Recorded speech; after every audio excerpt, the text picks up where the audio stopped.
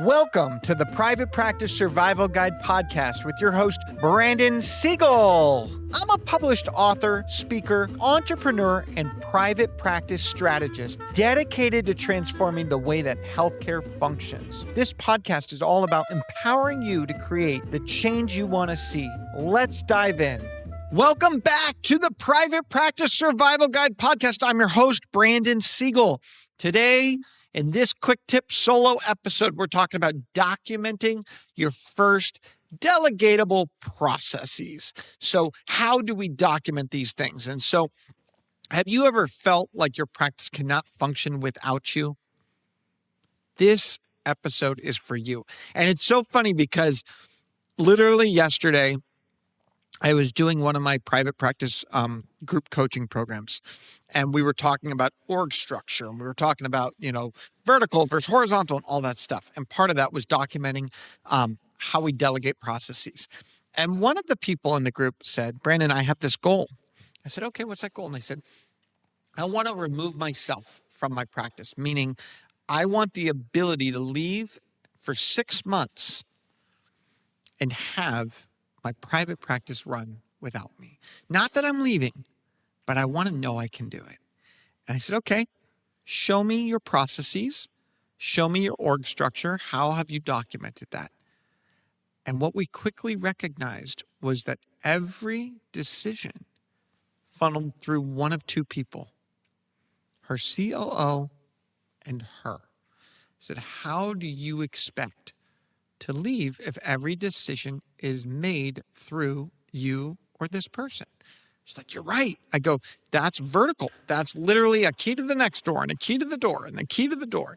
So how do we change that? So delegation without structure creates confusion, inconsistency, and frustration for everyone involved. So I'll say it this way. Have you ever had someone say, hey, Brandon, can you go to the bank today and deposit that check?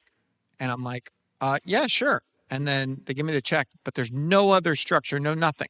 What's the bank? What do I need to have? Do I need to have a card, etc.? In order to execute delegation, we must structure it so that we can have the outcome. And so most practice owners don't want to hear this, but the real barrier to delegation isn't hiring, it's documentation. So you can bring the most talented team members in the world, but if you haven't written down exactly how things are done in your practice, you will still be answering the same question, solving every problem, making every decision. That is not a team. That is a very expensive assistant situation. So I came back in my previous episode and I said, hey, how do I do what I do? It's about structuring decision-making on behalf of everyone else in my organization. Imagine if you removed all decision-making from your role. Every decision. Brandon, we want to hire this person. Brandon, we want to pay this person. Brandon, we want to change this EMR. All those things. What if I was able to structure it where I never have to make the decision? You're like, well, then what if they make a bad decision? I'm like, well, if they make a bad decision, then my structure, my documentation, my criteria was wrong. The context of what I gave them to make the decision was set up in error. So my goal today is that we're going to fix that. We're going to walk through a clear, practical framework for documenting your first delegatable processes so you can finally start building a practice that runs with or without you in the room. So the core problem that I see, if the only place a process exists is inside our brain, then every task must come back to you. So I'll give you one example. If every time I have someone hire someone, I have to tell them what to pay that employee, then I am always going to be the gatekeeper.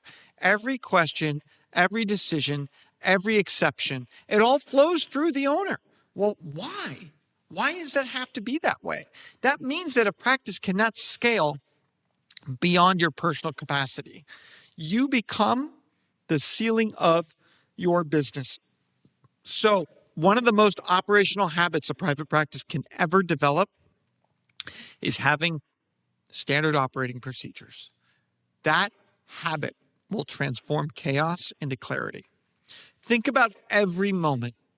Every time a staff member asks you to do something, that's a documentation gap.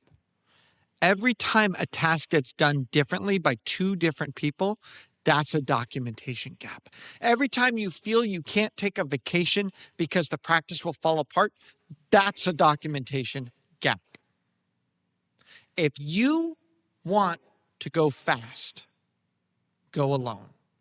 If you want to go far, go together. That's actually an African proverb, and I love it. And it literally just it's so crucial because we're playing in a team sport. And, it's so funny because I don't tend to work with solopreneurs. Not my thing. And I asked myself, why is it not my thing? Why do I care? But this proverb really does nail it for me. If you want to go fast, go alone. If you want to go far, go together. I don't need to go fast. Together. Go together. So important. So, one of the reasons why documentation matters is because private practices are often built by clinicians who become entrepreneurs. You're incredibly skilled at helping patients, but the operational infrastructure of your practice often evolves informally. You figure things out as you go. You develop the habits, the routines that live entirely in your head, and for a while, it'll work. But over time, it creates hidden problems. And it's so funny because the number one most common thing I see is someone does it without structure and they hit it big. And then they decide they want to do it again and they think they can replicate it and they can't, they fail every time. How many companies do you know went from 1 million to 5 million and lost profit as they grew? How many companies went from 1 clinic to 2 clinics and failed because they didn't get it right? My first big entrepreneurship opportunity where I worked with an entrepreneur, guy had $10 million, wanted to open 5 businesses at the same time. All 5 failed because he thought that because he was fast and successful with one, he could be fast and successful with 5 more. So, if these things are happening, we need to have better documentation. Are you getting repeated questions? Are you getting bottlenecks? Are you getting inconsistency? Do you have slow onboarding? The more that you can get these things all put in place, the more effective you can be. And so documentation solves all these steps by creating repeatable systems. Systems that your team can follow, improve, and own without needing you to be there every step. So one of the things that Michael Gerber says in the E-Myth, if you've ever read that book, systems run the business. People run the systems. Systems run the business. People run the systems. Very interesting. Some of you are really afraid of AI. I want you to think with that. This idea of, is AI replacing people? I'm going to say it again. Systems run the business. AI is a system. People run the systems. People run AI. AI runs the business. What would that look like? How would that be? So, there has to be a mindset shift. There's an irony here. Many owners are hesitating to document processes because they believe it will take too long. But here's the irony. Not documenting processes costs far more time in the long run. Every repeated explanation is a signal that something should be documented. So recently, I had this private practice tell me that they ultimately had one administrative person for every 2 practitioners. I said, there's no way that's financially sustainable. They said, and yet they still don't have enough time. And you know the common thread here? No documentation, and the busier and harder something worked, the more money they got. What if I said that the easier you make a job look, the more money you'll make? How would people shift? So funny, we think hard equals more value. I think easy. The easier you can make something in my life, the more money I'm willing to pay for it. Think of this as a playbook. Professional sports teams, they literally rely on playbooks. So every player knows exactly what to do. If we're going into a game on Sunday, we got a different playbook for every team that every player is going to study. Businesses scale the same way through documented systems that every team member can follow. This mindset shift of delegation, stop thinking of documentation as a task.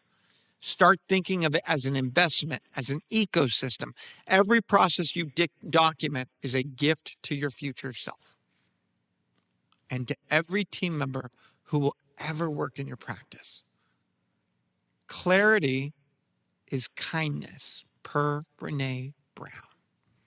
So, in order to do this, step one, you got to identify your first delegatable tasks. What are we delegating? Where do you start? You start with identifying the tasks that don't require your unique expertise as the owner, as the clinician, as the manager, whatnot. These are the tasks that someone else with the right instructions may do for you. Scheduling, confirming appointments, insurance verification, authorization, intake, patient intake process, social media posting, social media scheduling, billing, follow-up collections, follow-up with parents, parent review writing, clinical mentorship, data entry, payroll, hiring, recruitment. I can keep going on. The reality is that the biggest asset to my organization is my ability to think outside the box. It's to create and navigate. So I want you to think of it in this way. My job is to be the explorer. I'm going to explore new territory. I'm going to go gather data. I'm going to go find what's next for us. And then I set everyone up for success so that we can take over that new land, that new territory, that new opportunity. So I want you to ask yourself, if someone else could perform this task with clear instructions, should I still be doing it? So there are things that I could easily hand off that I just choose to do it and I own it. So that's something for you to think about, is creating that simple list titled tasks that eventually should leave my desk. This becomes your delegation roadmap. Do what only you can do. So the best time to document a process is while you're performing it. I know it sounds simple, but most people never do it. They tell themselves that they'll write it down later, and they never do. So here's your strategy. The next time you perform that task, I want you to record it. You can use AI to repopulate it. You can do literally auditory, visual, whatever. Simple documentation. Record the steps, complete them. You don't need it perfect, and you don't need to edit it. You just need that. Here's an example of what simple, clear by clear steps could look like. Log into the scheduling system. Confirm the patient information's up to date. Verify insurance eligibility. Ask the following, and have a checklist for the insurance eligibility. Enter appointment details and set reminders. Send confirmation message to the patient. And literally going to have videos of how to do each thing. That's it. Clearly written, 5 steps. Even rough documentation will likely improve consistency. And so using screen recording tools like Loom to record yourself completing the task can be huge. This creates instant training materials in less than 10 minutes.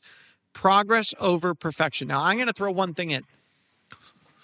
Once we finalize the documentation, the video, whatnot, then I want you to create 3 questions that will test if that person fully duplicates how to do it. And when someone does it, I want you to have a practice step for them. I want them to do it and get checked out that they did it correctly. So, good enough documentation wins. I want you to understand the professionalism trap, because it's one of the biggest reasons why practice owners never start documenting, and my biggest challenge. They think that documents need to be polished, they need to be formatted, comprehensive before it's useful. It doesn't. A rough document that exists and it's infinitely more valuable than nothing at all. Your first document might be messy, it might be incomplete, it might have typos, but that's okay. That's why we say it's a pilot, it's a beta, and allow someone else to enhance it. Again, using screen recording can help a lot. Visual replication of what you're doing is so helpful. Now, when we're creating simple process templates, I want you to realize that once you've captured it, we want to organize it. We want to identify the purpose, when to perform it, steps to performing it, quality checks, tools, what software is needed, etc. You don't need fancy software to store these documents, but there's incredible opportunities out there. And I think it's just important that simplicity can scale, complexity can fail. And so your documentation starter kit, one, it's so important to have identity. List the tasks that don't require your unique expertise. Capture what you want to achieve using capture tools. Template out the why, the what, the how, the purpose, the steps, the etc. And so here's my challenge for this episode. Pick one task. Do this with one thing. Do it and put 20 minutes in and see what 20 minutes of that task could do for someone else to take it off your plate. The secret of getting ahead is getting started. Mark Twain. So then we need to train using the document. Documentation becomes truly powerful when it supports your training process. Most practice owners train new team members. They sit down with them. They explain everything. They lose it all there. Better approach. Walk the employee through the documented process. Let them read it, watch it, listen to it. Then allow them to perform the task while referencing the guide and then correct as needed. Consistency. Every team member performs the task the same way every time. We need to have faster onboarding. We need to reduce owner dependency. We need to ask our team members to update the document and create better improvements so that this becomes a living, breathing training resource. Teach a process, not just a task. And so as we build our practice playbook, as you document more and more of these processes, something remarkable is going to start to happen. You begin building what many organizations call your operations manual, your SOPs, but I like to call it your practice playbook. This is the document that describes how your practice runs. It's the guide that every new hire reads and understand your entire operation. And over time, it may include patient intake processes, billing workflows, hiring, onboarding processes, team meeting structures, marketing workflows, patient communication standards, and beyond. Each documented process removes one dependency from the owner. This is how practices transition from personality-driven operations to system-driven organizations. Without systems, businesses begin to stall. So here are some mistakes that I want you to avoid. Before we wrap up, I think it's always important for you to hear some of the most common mistakes I come across. I see practice owners making these when they start trying to document their processes because awareness is the first step to avoiding it. These pitfalls will stall your momentum, but they're incredibly easy to sidestep once you know what to do. So let's look at the three. One, waiting for perfection before documenting. Your first draft doesn't need to be perfect. It just needs to exist. Start messy. You can always refine it later as you go. Two, avoid creating overly complex manuals that no one actually uses. If your documentation is too long or too complicated, your team simply won't use it. Keep it stupid simple, clear, and truly practical. Three, documenting processes but never training the team on them. A document sitting in a folder that no one knows about is worthless.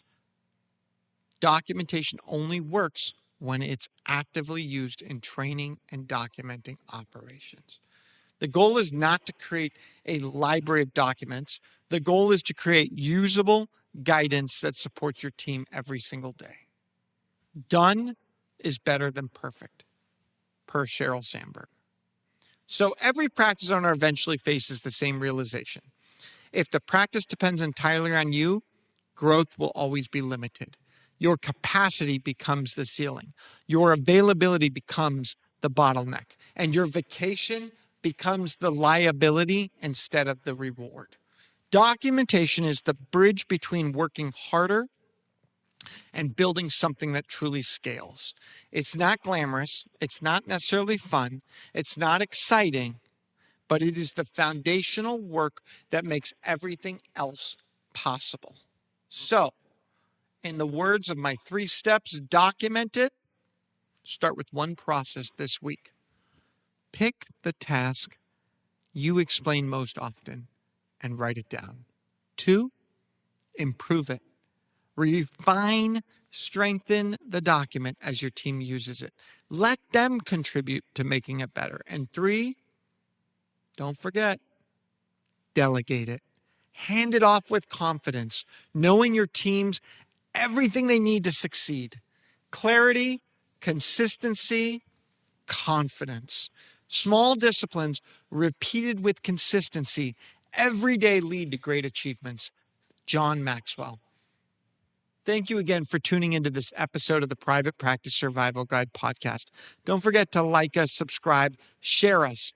Don't forget, reach out, whether you're looking for revenue cycle management services, fractional HR, or maybe something in between. We've got the resources to move that matter. Thank you again. Don't forget, together we can thrive, not just survive.